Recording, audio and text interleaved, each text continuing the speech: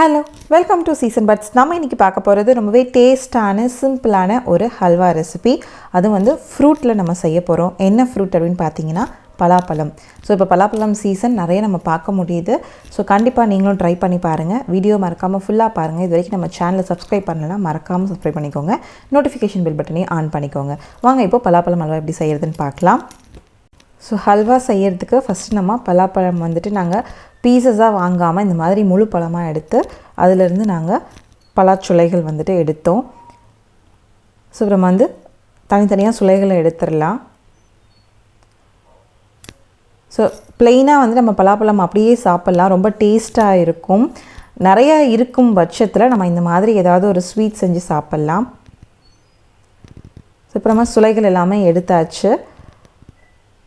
இப்போ நம்ம 1/2 கிலோ மட்டும் எடுத்து நம்ம வந்துட்டு ஹல்வா செய்யறதுக்கு எடுத்துக்கலாம். ஸோ 1/2 kg பலாசுலை வந்துட்டு இந்த மாதிரி நான் சின்ன சின்ன பீசஸாக வந்துட்டு கட் பண்ணி வச்சுருக்கோம். ஏன்னா வந்துட்டு அப்போ தான் உங்களுக்கு நல்லா வெந்து வரும். முழுசாக போட்டால் சீக்கிரம் வேகாது. அதனால் இப்போ நம்ம வந்து ஒரு குக்கரில் அந்த நறுக்கின பலாசுலைகளை சேர்த்துட்டு அது கூடவே பால் வந்துட்டு 1 கப் சேர்த்துக்கலாம். பால் சேர்க்க விரும்பாதவங்க கொஞ்சமாக தண்ணி சேர்த்துக்கலாம். ஏன்னா பலாப்பழம் வெந்ததுன்னா அதுவே வந்துட்டு உங்களுக்கு ஜூஸியாக மாறும். அதனால் நம்ம அதிகமாக சேர்க்க தேவையில்லை. நான் வந்து கொஞ்சமாக பால் சேர்த்துருக்கேன்.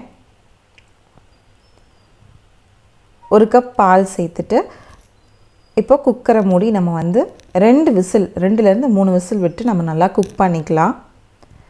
ஏன் நம்ம குக் பண்ணுறோன்னு பார்த்தீங்கன்னா நம்ம வந்து ராவாகவே அரைச்சி அப்படியே கிண்டலாம். ஏன்னா உங்களுக்கு ரொம்ப டைம் எடுக்கும், ரொம்ப நேரம் கிண்டுற மாதிரி இருக்கும். அதனால் நம்ம வந்துட்டு இந்த மாதிரி வேக வச்சு எடுக்கும் போது உங்களுக்கு சீக்கிரம் வந்து வேலையாகும். இப்போ வந்து பாருங்கள் பலாப்பழம் நல்லா வந்துட்டு வெந்துருச்சு. ஸோ இது வந்து நம்ம அப்படியே ஆற விட்டு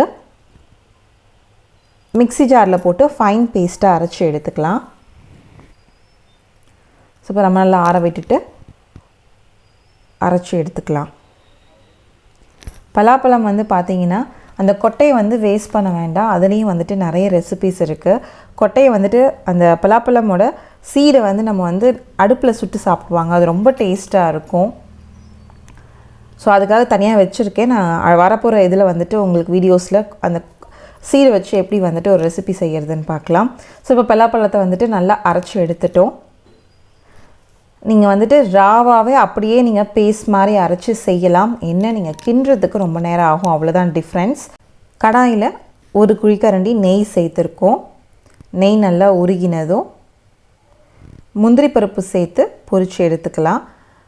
ஒரு 10 முந்திரி நம்ம வந்துட்டு சேர்த்துருக்கோம் உடச்சி. உங்களுக்கு குவான்டிட்டி எந்த மாதிரி வேணுமோ அதுக்கேற்ற மாதிரி நம்ம சேர்த்துக்கலாம். பட் அந்த 1/2 kg பலாப்பழத்துக்கு அந்த முந்திரி போதும். ஸோ இப்போ நல்லா ரோஸ்ட் பண்ணியாச்சு. முந்திரி பருப்பு மட்டும் தனியாக நம்ம எடுத்துடலாம். பிளேட்டில் மாற்றிடலாம். இப்போது முந்திரி பருப்பு எடுத்தாச்சு. அதே நெய்யில் நம்ம அரைச்சி வச்சுருக்க அந்த பலாப்பழ விழுதுகளை சேர்த்துக்கலாம்.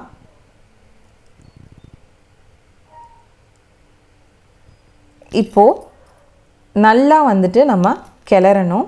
அதாவது அந்த பலாப்பழம் வந்து நல்லா திக்காகணும். அந்த பியூரி வந்துட்டு ஒரு 5 மினிட்ஸ் ஆகும். ஒரு 5 to 10 மினிட்ஸ்க்குள்ளே நீங்கள் வந்துட்டு நல்லா கொஞ்சம் கெட்டியானா போதும். ரொம்ப ஃபுல்லாக கெட்டியாகணும்ல. பாருங்கள் ஓரளவுக்கு கெட்டியாகிருச்சு.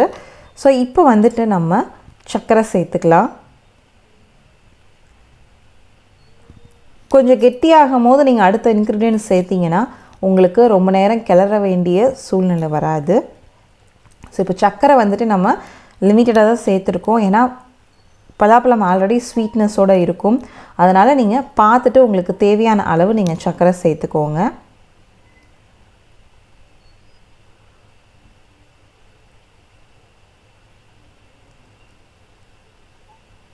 நல்லா கிளறி விட்டுக்கலாம். அகைன் இந்த பியூரி வந்து நல்லா திக்காகணும். சர்க்கரை மெல்ட் ஆகி உங்களுக்கு நல்லா லூசன் ஆகும். அதை நம்ம திருப்பி கிளறி விட்டுட்டே இருந்தால் உங்களுக்கு கொஞ்சம் திக்காகும்.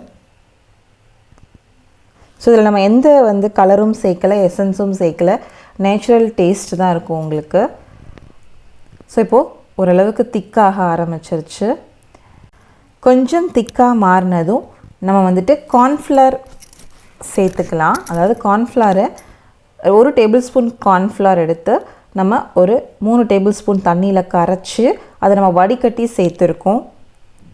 கார்ன்ஃப்ளவர் சேர்க்க விருப்பம் இல்லாதவங்க கோதுமை மாவு கரைச்சி சேர்க்கலாம். இது வந்து எதுக்காகன்னு பார்த்தீங்கன்னா உங்களுக்கு திக்னஸ் கொடுக்கறதுக்காக தான். கார்ன்ஃப்ளவர் மாவு சேர்க்கும் போது உங்களுக்கு ஒரு கிளாஸி லுக்கு கிடைக்கும். கோதுமையில் சேர்க்கும் போது உங்களுக்கு கெட்டித்தன்மை கிடைக்கும், டேஸ்ட்டும் நல்லாயிருக்கும். ஸோ உங்கள் ஆப்ஷன் கார்ன்ஃப்ளவர் சேர்த்தாலும் ஓகே, கோதுமை மாவும் நீங்கள் சேர்த்துக்கலாம். ரெண்டுமே உங்களுக்கு டேஸ்ட் வைஸ் சூப்பராக இருக்கும். இப்போ நம்ம கார்ன்ஃப்ளவர் சேர்த்தாச்சு. நீ கைவிடாமல் கிளறிட்டே இருக்கணும், ஏன்னா உங்களுக்கு கார்ன்ஃப்ளவர் சேர்த்ததுனால கெட்டியாக ஆரம்பிக்கும். ஸோ கொஞ்சம் திக்கானதும் நம்ம வந்து வறுத்து வச்சுருக்க முந்திரியை வந்துட்டு சேர்த்துடலாம். ரொம்ப சூப்பராக வந்திருந்தது ஹல்வா. எல்லாருமே விரும்பி சாப்பிட்ற அளவுக்கு இருக்கும். ஸோ பழம் வந்துட்டு பார்த்திங்கன்னா நிறைய இருக்கும் போது வீணாக போகாமல் நம்ம இந்த மாதிரி செஞ்சு வச்சுக்கலாம். 2-3 days வரைக்கும் நல்லாயிருக்கும், சாப்பிட்லாம். இப்போ வந்து கொஞ்சமாக நெய் சேர்த்துக்கலாம். ஒரு 2 குழிக்கரண்டி நெய் கொஞ்சம் கொஞ்சமாக சேர்த்து நல்லா கிளறி விட்டுக்கலாம். இனி கடாயில் ஒட்டாமல் வர வரைக்கும் நம்ம நல்லா கிளறிட்டா அவ்வளோதாங்க, சூப்பரான ஹல்வா ரெடி ஆயிரும். இப்போவே உங்களுக்கு ஒட்டலை, இருந்தாலும் இப்போ பார்த்தீங்கன்னா நல்லா கெட்டியாக வந்திருக்கு, உங்களுக்கு பார்க்கும் போதே தெரியும். அவ்வளோதாங்க, சூப்பரான பலாப்பழ அல்வா ரெடி. கண்டிப்பாக ட்ரை பண்ணி பாருங்கள். பலாப்பழ சீசன், நம்ம நிறைய ரெசிபிஸ் இதில் ட்ரை பண்ணலாம். இந்த வீடியோ உங்களுக்கு பிடிச்சிருந்தா மறக்காம நம்ம சேனலை சப்ஸ்கிரைப் பண்ணுங்கள், ஷேர் பண்ணுங்கள், கமெண்ட் பண்ணுங்கள். உணவே மருந்து, மருந்தே உணவு, அதுவே நம் பாரம்பரியம். தேங்க்ஸ் ஃபார் வாட்சிங் திஸ் வீடியோ.